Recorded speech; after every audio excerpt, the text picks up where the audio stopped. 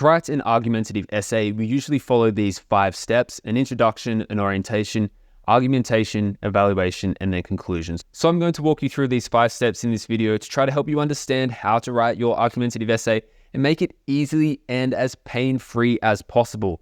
There are also some argumentative essay templates and essay plans provided for you in the description of this video. If you're writing an argumentative essay, they will help speed up the process and make it as painless as possible while keeping you on track. So let's get started with how to write an argumentative essay. So an argumentative essay should present an argument about a topic which will be framed as your thesis statement. You've probably heard that term before. That's your statement for or against a certain topic. And your job will be to defend your argument throughout the essay by presenting both arguments for and against the thesis statement, but showing how the arguments for your thesis statement are stronger than the arguments against. While you are trying to prosecute an argument for your thesis statement, it is very important to still present the opposing arguments so you can then deconstruct them and show how they are weaker than your arguments. Okay, so let's start with our introduction. So in an introduction, you're going to want to introduce the topic to the reader in a broad sense, say what is the topic, and demonstrate why the reader wants to know about the topic. So why should they care about the topic? And then you'll introduce your thesis statement and signpost the structure of your essay. So this isn't a fiction piece. This is a non-fiction essay. So we're not trying to keep people in suspense about what's coming up next. Instead, you'll want to signpost the structure of what happens first, second, third, fourth, and fifth in the essay, in the introduction, so that your reader isn't confused. Now, I do recommend the INTRO intro method. It's a 5-sentence introduction method. You can pause the screen now if you want to read how to write each of the sentences in the intro method of an introduction, or that's also provided in the essay plan in the description as well.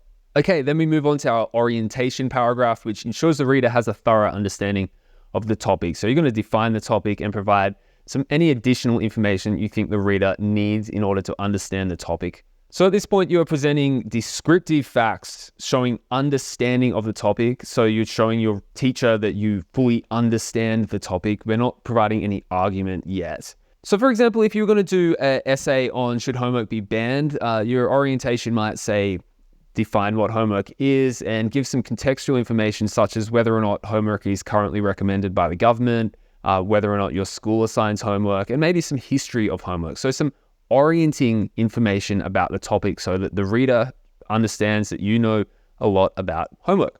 Okay, and then we move on to our argumentation section, which is the longest section of the essay. Here is where you're going to present arguments both for and against your thesis statement. So if your thesis statement is that homework should be banned, you would want to present arguments for the fact that homework should be banned as well as against it. And then you'll be analyzing the strengths and weaknesses of each argument.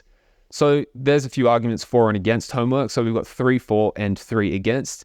And each of those arguments should form one paragraph of the essay. So for example, in the essay plan that I've provided in the description, there'll be a section for you to write your 3 arguments for and against whatever your topic is. And then we'll expand each of them into paragraphs in the essay template. Now, there are various ways to present your argumentation. So one way is to do 1 paragraph for, 1 paragraph against, 1 for, 1 against, 1 for, 1 against. So that's an alternating or tit for tat method. So if we go back to the previous screen here, that means you might grab the first argument for and turn that into a full paragraph. And then we'll go over to the first argument against and turn it into a full paragraph. And then we'll alternate back and forth like that. There are other methods though. For example, you could do 3 paragraphs for and then 3 paragraphs against. A paragraph for, a paragraph against, and then a paragraph for again. So this is our sandwich method where we offer counterpoints against all the against paragraphs, one after the other, so that we're sort of sandwiching our opponent in the middle. And there are more methods as well. I provide a bunch of different templates for argumentative essays in the description, and you can choose which format you want. Okay, once you've presented your argumentation, so that's your arguments for and against. If there were 6 arguments in total, 3 for, 3 against, then you would have had about 6 paragraphs of argumentation. Then we move on to our evaluation, and this is our paragraph summing up the arguments and highlighting which were strongest and which were weakest. So in this paragraph, you'll be making judgments and trying to tie it to your thesis. So here's an example of some phrases you might want to use in your evaluation, showing how you've considered the opponent's arguments, but you can also say, well, look, the opponent's arguments aren't actually that strong. So you would say, while there is some evidence that homework can cause stress, teachers can mitigate this by, for example, not assigning too much homework. Or while homework may interfere with extracurricular activities, this can be overcome by only assigning homework on certain days of the week, for example. So you're trying to overcome your opponent's arguments, almost like it's a debate, by saying, well, they're not that strong, my arguments are stronger. And then we'll write a conclusion, so we'll reiterate the overall importance of the topic, and then we will reiterate our thesis statement. So for example, with our homework example, we would say, it's really important that we get this right because we don't want to cause our children to have stress, but we also want them to make sure they learn as much as possible. So that's why you really need to care about this topic. And then the final thesis statement is homework should be assigned, and these are the recommendations or implications of what I've researched. The implications might be only assigning homework on certain days of the week, but it should still be assigned.